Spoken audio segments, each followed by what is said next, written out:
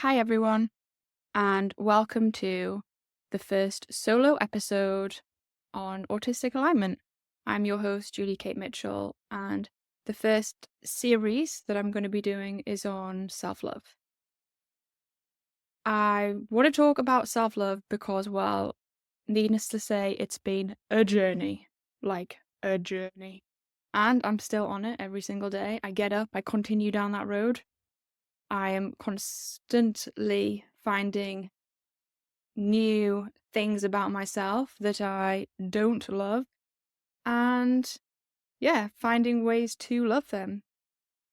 Maybe it's a way that I act, maybe it's something I say, maybe it's a response that I do, and sometimes it's what I don't say, or it's how I respond to situations and people, and sometimes it's giving other people more love than myself. So I'm really looking forward to doing this series, and I'm glad that it's the first series. Because it is something that's really important. So, welcome to today's topic, how I love myself as an autistic person. Every autistic person's journey to self-love is different, and I'm just going to share with you a little bit about mine, and I hope that if you like this episode and you want to support myself and other autistic people out there, I would love it if you shared with us in the comments or message me some of the ways in which you practice self-love, because there isn't enough information out there from autistic people to autistic people on like personal development and the ways in which we do things. And so I'm really hoping that through this space we can create that for ourselves and other people, and it's free. So that's what I'm hoping for, because I believe in autistic people. I know how amazing we are, and I love our community, not in like a patronizing, oh, I love you way, but in a genuinely like, we are great way. And if more of us could see it in ourselves and more of society could see it in us, then I think it would really enable us to thrive. So I believe in you. I love you. And I hope that some of the things I say here inspire you to be able to love yourself more if it's something you struggle with. So, what is self love? It's, it might be the physical kind, but that's not really what I'm referring to, although that can be a part of self love too. The type I'm mainly referring to is, what are the things that we need to do to actively show us love on a daily basis, on a weekly basis, monthly basis? Yeah, like, what does it look like practically? What does it sound like? What does it feel like? And what are the things that we're doing to make sure that we can feel self-love? Because I think people think that you just wake up and love yourself, and people sometimes kid themselves and say they love themselves. I kidded myself for years, telling myself I love myself, but really I was constantly anxious and depressed, and well, that's not what self-love is. Self-love is feeling love for yourself. And if you don't feel love for yourself, acknowledging that you don't, and maybe you want more of that. So that's how I'm choosing to define self-love anyway, is actively loving yourself and the things that we need to do to make that possible. And one of the reasons that as an autistic individual, I have found this really important is because, well, I guess I didn't love myself before I was diagnosed with autism because I didn't make sense to myself. And so I just loved other people infinitely, I felt like, but I could never give it back to myself. And I do think I still have a tendency to put other people up on this pedestal, and it's time for me to after I found out my diagnosis, I did put myself back on the pedestal, because I saw all the ways in which I was showing up and the ways in which I was trying and the ways in which it looked different, because I was trying to be like everybody else. And the truth is that I can't be like everybody else, because I'm not like everyone else. I'm Julia, and I'm autistic, and I'm dyslexic, and I have ADHD and anxiety and OCD, which no one can see but manifests very intensely inside of me. And I don't even like talking about it because I feel like people don't believe it. Well, I do have a diagnosis of it, but still. So the point I'm trying to make is that it's even more important for us to love ourselves than other people, because it is going to be harder. We have more barriers socially, economically, environmentally, educationally, like so many barriers. So it's uber important that we are able to get right to the nitty-gritty and specifics of the ways in which we need to love ourselves because, if we just do generalizations like everyone else, it's not going to work. I personally have found that, like, the 5 love languages, when I read that book, it's a great book for neurotypical people. I'm all about the specifics. For example, physical touch is an act of self-love. Oh, you want to get specific? If you gently touch me, ooh, I'll just crawl away. I like a good, strong hug? Like, when I was younger, my mum would hug me. I didn't like hugging my mum because she gave the delicate hugs. So I used to just really like the hugs from my grandma because she squeezed me so tight I could hardly breathe. And learning that that was the specific, particular way in which I like to be loved was helpful, and I communicated that to people. And I just tell people who don't hug like that I'm not really into hugs. And that was one way in which I did practice self-love. And doing this, it did involve overcoming societal pressures to be normal because it's not really normal. Some of the ways in which we are very specific, but I think that's what makes us unique and great because people get to know a unique person. And there is so much non-uniqueness in the world that it's nice to have a little bit of that and to embrace that, but we can't expect others to embrace that if we can't first embrace that in ourselves. And there is so much pressure to mask and be normal. And I was speaking to my friend Jess about this the other day that, you turn up to a social space, for example, me in the gym, right? And people aren't stimming. And so when I see that a lot of people are acting in a very similar way, just walking into that space doesn't feel accessible because everyone is conforming to the same way of being in their body, and the way I choose to be present in my body is different to that. So just in terms of the way human beings show up, in itself creates barriers, but they're unconsciously learned ways of showing up that a lot of people aren't willing to unlearn. And okay, let's not get too deep, but that's what it is. And so I'm really having to show myself extra love in those moments because, people might look, and it is, I found it so embarrassing and terrifying in the beginning. And I mean, it still is. It still is, but not everyone. That's a part of, I need to do those things in order to feel present because it can be a very loud space. And also the fact that I do wear them very large, bulky headphones, that can sometimes feel a little bit uncomfortable, but I don't like the small ones that go in your ears. I find them very uncomfortable. So I love myself by wearing those big ones. And then I know that they make me look a little bit silly, I feel, but then I just love myself by saying, well, that's okay if people think I'm silly. And so there are a lot of societal pressures. And also, people don't realize the way in which they reinforce these societal pressures when they tell us that we have to conform to certain expectations and act in certain ways and speak in certain ways, but we do.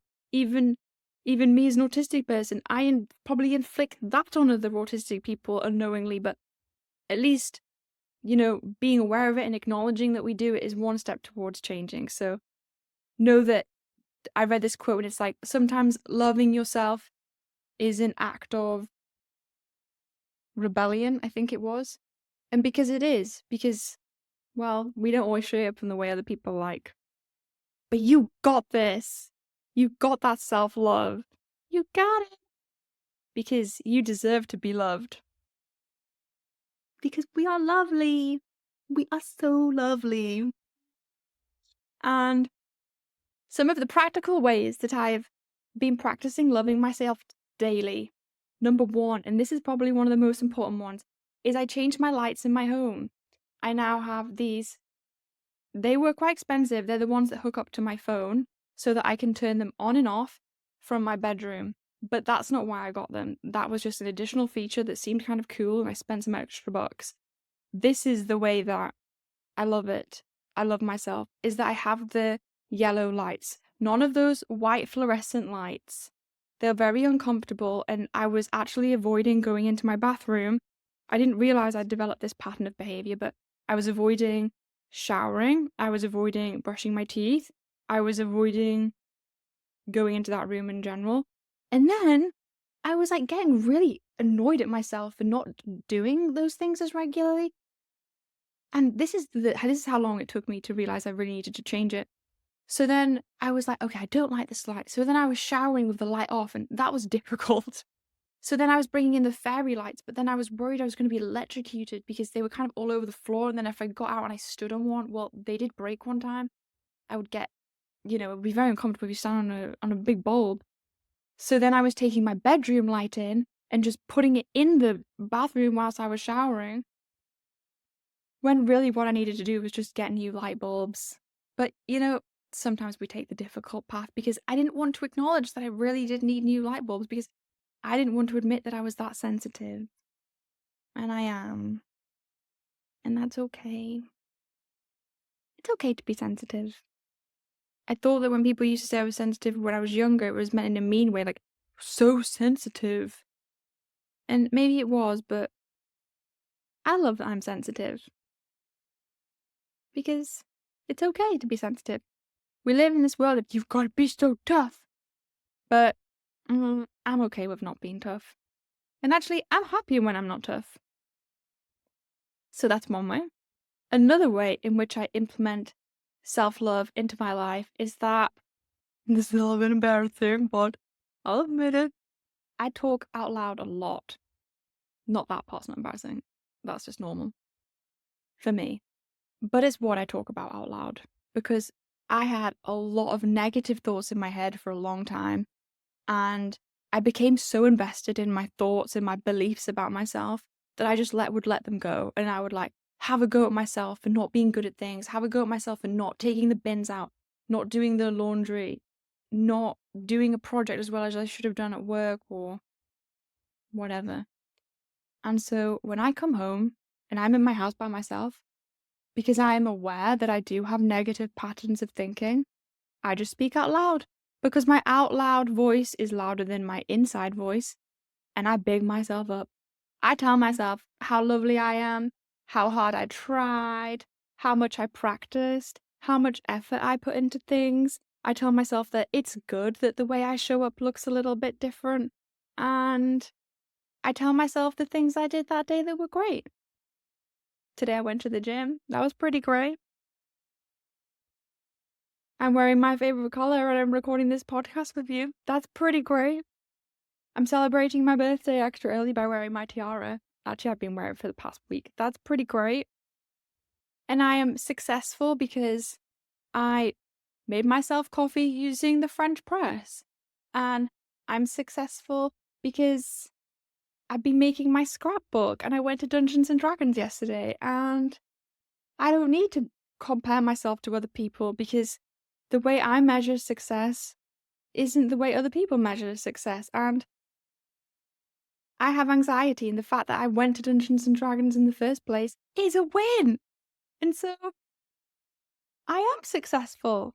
And I don't make a lot of money, but I make the right amount for me. And I don't need to measure my worth by that because my worth comes from all the great support I have. I have you lot listening. I have the people who invited me to Dungeons and Dragons. And I put a lot of work into cultivating these relationships. And so that's a success too. And cultivating relationships is hard. So that's the next way I practice self-love, is to accept that the way people expect me to show up in relationships, or the way we're expected in general in society to show up in relationships, is different when it is me. Maybe you too. I won't respond to people's texts. I can be quite emotional. I might not show up to their events.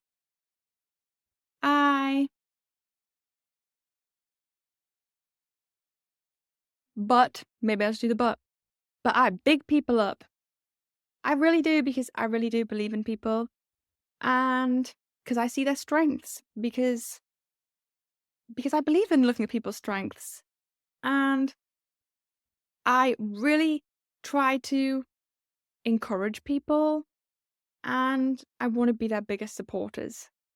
So I might not text you back, but you better know that I'm wishing you goodwill, goodness from the bottom of my heart. It's just that I have special interests, and my special interests take over. And my special interests are, this is my next point, my special interests. I do my special interests a lot, and I like to talk about my interests, and people get bored of listening to me talk about my interests, but then I just go home and I do them by myself. Because if people are bored listening to them, then I'm just going to go home and do it because they're really interesting to me and I love doing them. And my interests are, they feel so small because I think maybe my late diagnosis, or I feel small, or I'm not amazing at them. Like, I feel like every autistic person out there is like so intelligent, you know? And I just feel like maybe I'm not, but it's because maybe also it's not even about comparing intelligence. It's about just accepting that for me, it's about taking part. Like, so one of my interests is Dungeons and Dragons. I normally, okay, so because as an act of self love, I will allow myself the time to talk about this a little bit in this section. So, one of my interests is Dungeons and Dragons. I am currently playing a Dragonborn wizard, born in Sage. I am very wise and intelligent, and my dragon is white, and I breathe ice cold ice. I breathe ice. Yeah. And so that's one of my interests, and I find it very interesting. And the other one of my interests is scrapbooking. This is my scrapbook. And I actually scrapbook about my interests because, oh, because I know some people scrapbook about other stuff, like people and friends and places, and I do put them in here too, but I mainly put my interests in and the people who I talk to about my interests. Boom, it's my scrapbook. And I just don't worry about what other people think about it or compare it to other people because it brings me so much joy. Honestly, in fact, on that note, I'm going to express myself because I can sometimes be a little bit shy about expressing myself, but it brings me so much joy. It really does. Okay, for those of you who are listening by a podcast, you've literally not understood anything that I've just shown on the YouTube video, but it is my words of my podcast in my scrapbook, and it is lots of glitter, and it is lots of pictures that inspire me, and it is loads of positive quotes. Like, I need more positive quotes than the average person, I think. In fact, my life is just positive quotes to keep me afloat. And so they're everywhere. My Instagram feed is just positivity. Yeah. This here is my planner. This is how I plan. And the way I plan isn't the same as everyone else. In fact, while I'm here, I'm going to read you my favorite quote. All that glitters is gold. Only shooting stars break the mold. We're all shooting stars. And we all glitter like gold. Because we're autistic.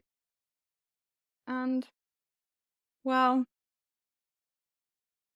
I might as well believe that because, well, I read somewhere that you just shouldn't have thoughts that don't serve you. And so you should have thoughts that do serve you. So I just choose to believe that even on the days when nothing feels right and it's not right and everything goes wrong. It's just, it's, we're still gold and glittering, even when everything around us is bad. Thank you for listening to my special interest. I appreciate you. My next thing that I do for self-love is that, well, I guess I like to have lots of frozen fruit in the fridge because And I accept that I like to eat it in different ways because, sometimes I like to have frozen mango. Sometimes I like to heat it up in the microwave and have hot mango. Sometimes I like to have it in a smoothie and have smoothie mango. Sometimes I like to have it next to the yogurt, not in the yogurt, because I don't like fruit in yogurt or granola in yogurt. And actually, if I was to sit next to someone eating that, I would have to try really hard not to pull a face that would be the most terrible. So actually, I don't put myself in situations like that. For instance, I don't like listening to people eat in general because this sound. No. And, people say to me, well, Julia, it's okay when you do it, but it's not okay when I do it. And I say, yes, I know. Because it's not bad when I do it. I don't offend myself. But that sound is an offensive sound, and I don't want to be around it when you do it, because when I do, I have control over it. And I try really, in fact, I even really consciously make sure I'm not doing that sound loudly. But not everybody does that. And that's okay, because it doesn't bother them, but I just won't have breakfast with them. So the next way in which I practice self-love is I make my bed every day. I really do like that. It feels like a success just from the moment of getting up. It's like I already am successful in my day. I'm already there caring for myself, and I do really enjoy doing that.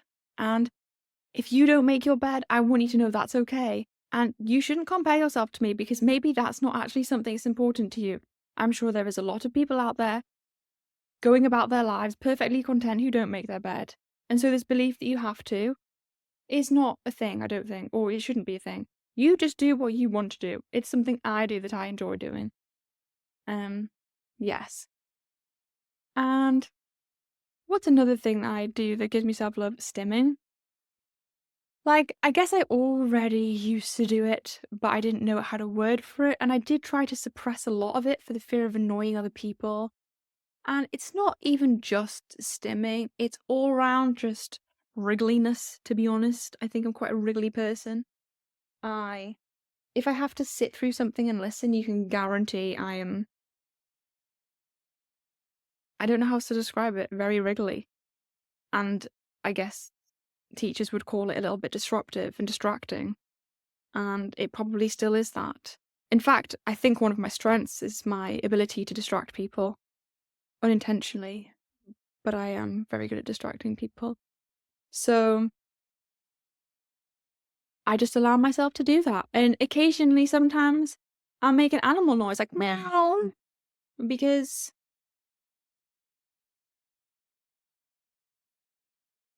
I want to.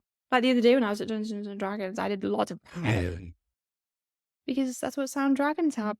And everyone else there, I felt like, was really connecting with each other and making connections. And just sometimes the way I show up and communicate is just by making my animal noise, and that's okay. And the people who love me and accept me that way do. And I really love them for accepting me that way. And in fact, it's because they accept me that way and I'm aware that I am different that I love them even more. Because they don't expect me to change, and I'm really appreciative of that. I really am. And I guess that's the next way I practice self-love is I spend time with people who are lovely.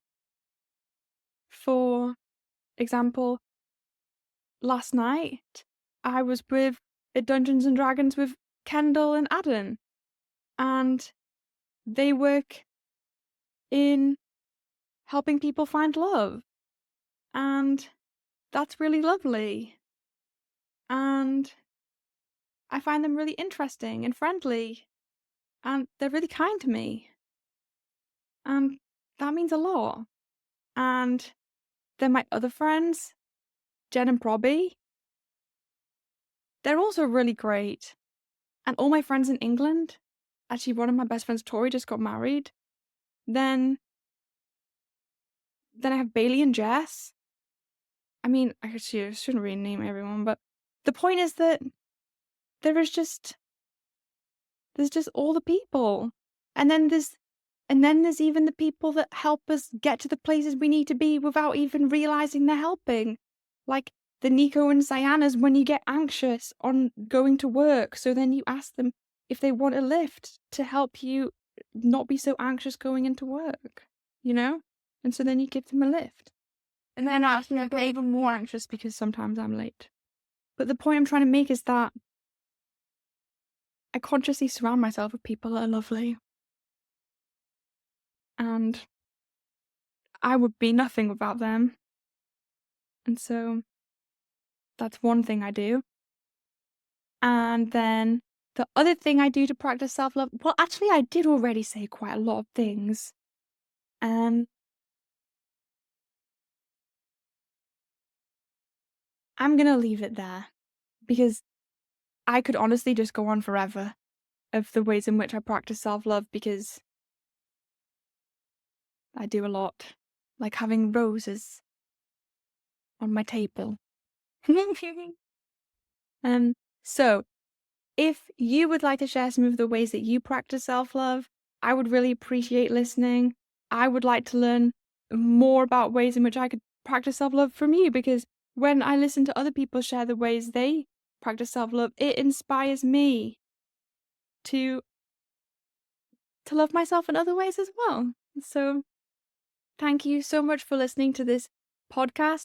I hope that I inspired you to love your beautiful, lovely autistic self because you really are.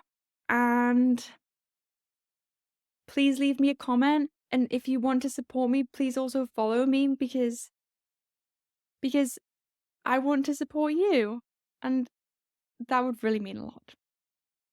I hope you enjoy the rest of your week or wherever you are. I'm wishing you all the love and I'll see you next time for the next episode, which I'm doing with Jess. So I'll be posting that later this week.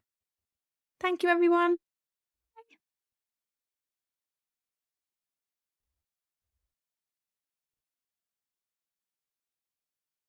And I forgot to add before that I have attached a self-love PDF that I made. So if you would like to access this, please just go into the description of the episode and I'll have attached a link there and you can download it. It's also available on my Instagram. And I hope it helps you find all the self-love. Bye. Oh.